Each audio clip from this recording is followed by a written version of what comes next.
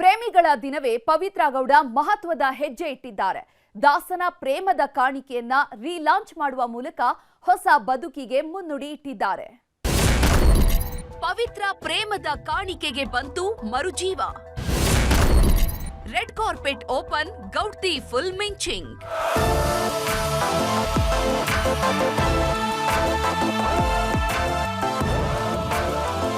ಪವಿತ್ರ Gowda R R ನಗರದ ಅಪ್ಸರೆ. ಒಂದು ಕಾಲದಲ್ಲಿ ದಾಸನ ಮನದರಸಿ ಸುಬ್ಬ ಸುಬ್ಬಿ ಅಂದ್ಕೊಂಡು ತಮ್ಮದೇ ಸಾಮ್ರಾಜ್ಯ ಸೃಷ್ಟಿ ಮಾಡ್ಕೊಂಡಿದ್ದ ಜೋಡಿ ಹಕ್ಕಿಗಳಿವ್ರು. ಆದ್ರೀಗ ದಾಸ ಜೊತೆಗಿಲ್ಲ, ಸಾರಥಿಯ ಸಾಂಗತ್ಯವೂ ಇಲ್ಲ. ದರ್ಶನ್ ಹೇಗಿದ್ದಾರೆ, ಏನ್ ಮಾಡ್ತಿದ್ದಾರೆ ಅನ್ನೋದರ ಸಣ್ಣ ಸುಳಿವೂ ಇಲ್ಲ.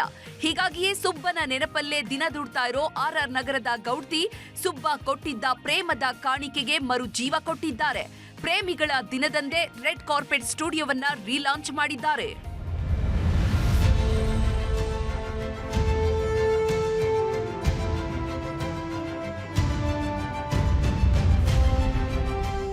ಕಾಲ ಅನ್ನೋದು ಹೇಗೆಲ್ಲ ಬದಲಾಗುತ್ತೆ ನೋಡಿ. ರೇಣುಕಾಸ್ವಾಮಿ ಕೊಲೆ ಆಗಿದ್ದೇ ಆಗಿದ್ದು ಸುಬ್ಬ ಸುಬ್ಬಿಯ ಸಂಬಂಧಕ್ಕೆ ಎಳ್ಳು ನೀರು ಬಿಟ್ಟಿದೆ. ಬಹುಶಃ ಇದೊಂದು ಘಟನೆ ನಡೆಯದೇ ಹೋಗಿದ್ರೆ ಜೋಡಿ ಹಕ್ಕಿಗಳಿವತ್ತು ಪ್ರೇಮ ಲೋಕದಲ್ಲಿ ಸಂಚಾರ ಮಾಡಬೇಕಿತ್ತು. ಕ್ಯಾಂಡಲ್ ಲೈಟ್ ಡಿನ್ನರ್ ಮಾಡ್ಕೊಂಡು ಮೆಮೋರಿಯಬಲ್ ಡೇ ಮಾಡ್ಕೊಳ್ತಿದ್ರೇನೋ. ಆದ್ರೆ ವಿಧಿಯಾಟದ ಮುಂದೆ ಎಲ್ಲವೂ ನುಚ್ಚು ನೂರಾಗಿ ಹೋಗಿದೆ. ಒಂದೇ ಒಂದು ವರ್ಷದ ಹಿಂದೆ ಕೈ ಹಿಡ್ಕೊಂಡು ಓಡಾಡ್ತಿದ್ದವರು ಇವತ್ತು ನಾನೊಂದು ತೀರ ನೀನೊಂದು ತೀರ ಅಂತಿದ್ದಾರೆ. ಹೀಗಾಗಿಯೇ ಪ್ರೇಮಿಗಳ ದಿನದಂದೇ ತಮ್ಮ ಪಾಲಿನ ಅತ್ಯಮೂಲ್ಯ ಪ್ರೇಮದ ಕಾಣಿಕೆಯನ್ನ ಮರುಸೃಷ್ಟಿ ಮಾಡಿದ್ದಾರೆ. ದಾಸನ ಕನಸಿನ ರೆಡ್ ಕಾರ್ಪೆಟ್ ಸ್ಟುಡಿಯೋವನ್ನ ಮತ್ತೆ ಓಪನ್ ಮಾಡಿದ್ದಾರೆ.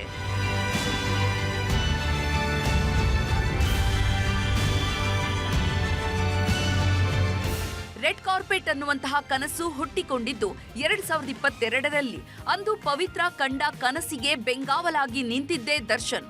ಲಕ್ಷ ಲಕ್ಷ ವೆಚ್ಚದಲ್ಲಿ ತಲೆ ಎತ್ತಿದ್ದ ರೆಡ್ ಕಾರ್ಪೆಟ್ ಅದೆಷ್ಟೋ ಸೆಲೆಬ್ರಿಟಿಗಳ ಫೇವರೇಟ್ ಆಗಿತ್ತು. ಪವಿತ್ರ ಗೌಡ ಅನ್ನೋ ಹೆಸರಿನ ಜೊತೆಗೆ ದುಬೈ, ರಾಜಸ್ಥಾನ, ದೆಹಲಿ, ಬನಾರಸ್ ಹಾಗೂ ಮುಂಬೈನಿಂದ ನಾನಾ ಕಲೆಕ್ಷನ್ ತರ್ತಿದ್ರು.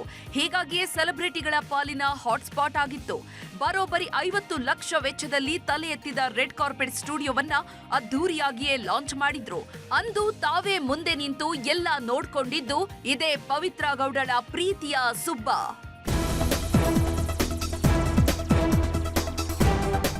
ರೇಣುಕಾಸ್ವಾಮಿ ಕೊಲೆ ಕೇಸ್ನಲ್ಲಿ ಜೈಲಿಗೆ ಹೋಗಿದ್ದೇ ಹೋಗಿದ್ದು. ರೆಡ್ ಕಾರ್ಪೆಟ್ ಅಂಗಡಿ ಬಾಗಿಲು ಮುಚ್ಚಿತ್ತು. ಪವಿತ್ರ ಗೌಡ ಹೊರಬಂದು ಇಷ್ಟು ದಿನವಾದ್ರೂ ಅಂಗಡಿ ಬಾಗಿಲು ಓಪನ್ ಆಗಿರಲಿಲ್ಲ. ಈಗ ಪ್ರೇಮಿಗಳ ದಿನದಂದೇ ರೀಲಾಂಚ್ ಮಾಡಿದ್ದಾರೆ. ತಮ್ಮ ಕುಟುಂಬಸ್ಥರು ಹಾಗೂ ಆಪ್ತ ಸ್ನೇಹಿತರಿಗೆ ಮಾತ್ರ ಆಹ್ವಾನ ಕೊಟ್ಟಿದ್ದ ಪವಿತ್ರ ಒಂದೊಳ್ಳೆ ದಿನದಂದೇ ತಮ್ಮ ಪ್ರೀತಿಯ ಕನಸನ್ನ ಹೊತ್ತು ಮತ್ತೆ ತಲೆ ಎತ್ತಿ ನಿಂತಿದ್ದಾರೆ. ಕಾರ್ಯಕ್ರಮಕ್ಕೆ ಆಗಮಿಸಿದ ಬಿಗ್ ಬಾಸ್ ಖ್ಯಾತಿಯ ನೀತು ಎಲ್ಲರ ಜೀವನದಲ್ಲೂ ಏಳು ಬೀಳು ಸಹಜ. ಪವಿತ್ರ ಗೌಡಗೆ ಒಳ್ಳೆಯದಾಗ್ಲಿ ಎಂದಿದ್ದಾರೆ. ಎಲ್ಲರದ್ದು ಜೀವನದಲ್ಲಿ ಅದು ಏಳು ಬೀಳು ಸಹಜ. ಸೊ ಅದನ್ನ ಮೆಟ್ಟಿ ಮತ್ತೆ ಮುಂದೆ ಹೋಗೋದನ್ನ ಎಲ್ಲರೂ ಕಲಿಬೇಕು. ಸೊ ಅದನ್ನ ಪವಿತ್ರ ಗೌಡವ್ರು ಮಾಡ್ತಾ ಇದ್ದಾರೆ. ಮತ್ತೆ ರೀಲಾಂಚ್ ಮಾಡಿದ್ದು ಇನ್ನೂ ಖುಷಿ ವಿಚಾರ. ಒಳ್ಳೇದಾಗ್ಲಿ ಅನ್ನೋದು ನನ್ನ. ಒಟ್ನಲ್ಲಿ ದಾಸನಿಂದ ದೂರವಾಗಿ ಒಬ್ಬಂಟಿಯಾಗಿರೋ ಪವಿತ್ರ ಗೌಡ ಬದುಕು ಕಟ್ಕೊಳ್ಳೋ ಮನಸ್ಸು ಮಾಡಿದ್ದಾರೆ. ಜೀವನದ ದಾರಿ ಹುಡುಕೊಂಡಿದ್ದು ತಮ್ಮ ಕನಸಿನ ಕೂಸಿಗೆ ಮರು ಜೀವ ನೀಡಿದ್ದಾರೆ.